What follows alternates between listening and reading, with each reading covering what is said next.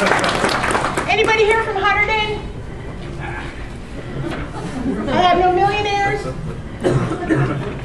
You know, 10 people from Hunterdon won the Mega Millions the other day?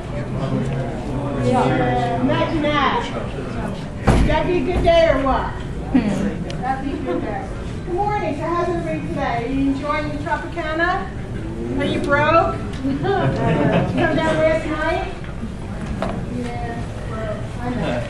Exhausted. Listen, I asked you to come talk to you today, and they sort of let me talk about whatever I wanted to talk about. I thought it would be a good idea to spend the time today to talk to you about multi-state outbreaks. You know, as you guys work at a local level, we sort of ask you to go out and do things when we have multi-state outbreaks. We ask you to go do compliance checks. We ask you to do interviews, etc. Well, you don't really see the big picture. How did we identify the outbreak? Okay? How did we find out that it was peanut butter? How did we do the tracebacks? Sometimes you guys are asked to do some of the tracebacks for us or help with that. Okay? So I thought I would take this opportunity to sort of talk about these things and tell you some stories about some outbreaks that have occurred. Most of them you've heard about or participated in.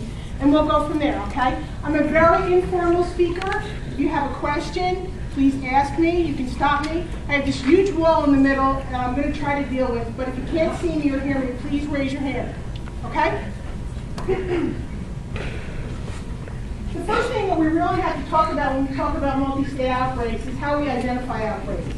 Okay? And we're going to talk about PulseNet. Most of you have heard about PulseNet before. We're going to talk about FoodNet. We're going to talk about a couple of things that help us identify multi-state clusters of foodborne disease.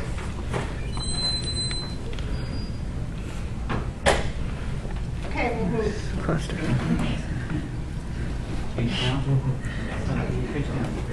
Ha! Usually I have a clicker, you know, so I'm a little bit at a loss. You know, back in the day, does anybody know when back in the day was? Because I have no idea. Back in the day. What day was that? But back in the day, the only outbreaks that we really identified were the localized outbreaks. The wedding reception, right? When the bride's mother calls you on Monday and says, everybody got sick and I want my money back. That's why they're calling you, okay? Those are easy. Those are sort of acute. There's a lot of people in one place. They're easily identified. And we still have some of those. Most of those are neurovirus these days, but we still have some of those, okay? But we're in this realm now where we have these multi-state outbreaks. Okay? These are products that are typically distributed throughout the country or in the region of a specific region of the country, as was the case in the Taco Bell outbreak, or even all over the world. I'm sorry, I have to keep going back and forth. Okay? Sometimes these products are distributed all over the world, and you'll see that when we do the Peter Pan outbreak. Okay? They have low dose and attack rates, and they're typically identified through PulseNet, and we'll talk about PulseNet briefly. Whoops. Yeah, I ain't bad at this, huh? Okay. Anybody heard of PulseNet? Yes. Because you've seen me talk before, right? We're going to go over it real quick.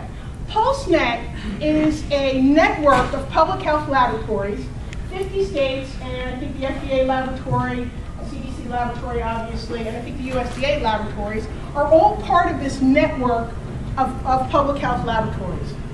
And what they do is they perform an analysis called pulse field gel electrophoresis. Don't get caught up, it took me a long time to figure out how to say it.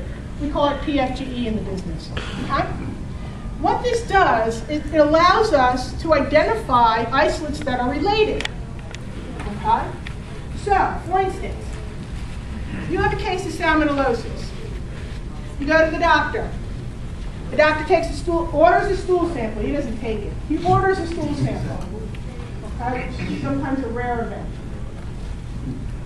The laboratory that does the analysis on that stool sample finds salmonella in your stool. Salmonella species. They send that isolate to our public health laboratory, right? For further serotyping.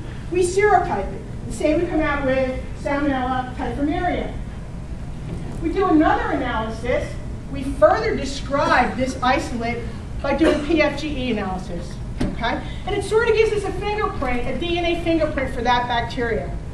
Those patterns are all sent down to the CDC into a big database, the PulseNet database. I think there's a little guy in a room going like this, looking at patterns, right? That's what I always imagined it would be. I'm sure there's like 10 people or something looking at it. So what CDC does is they look for matches across states, okay? Understood? Questions?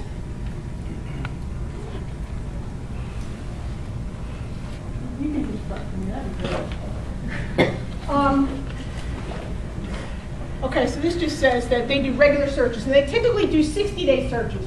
They'll search 60 days on either side to identify matches. You can see.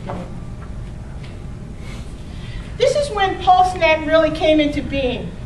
After the E. coli outbreak up in the Northwest, do you remember that one, Jack in the Box, all those kids got sick? Okay, this was the result of that outbreak. Okay? So around 1998, 97, people started participating in PulseNet. And this just shows you how many clusters of just Salmonella typhimurium were identified in this country using PulseNet. Okay? Actually, the incidence of typhimurium went down. That's the black line.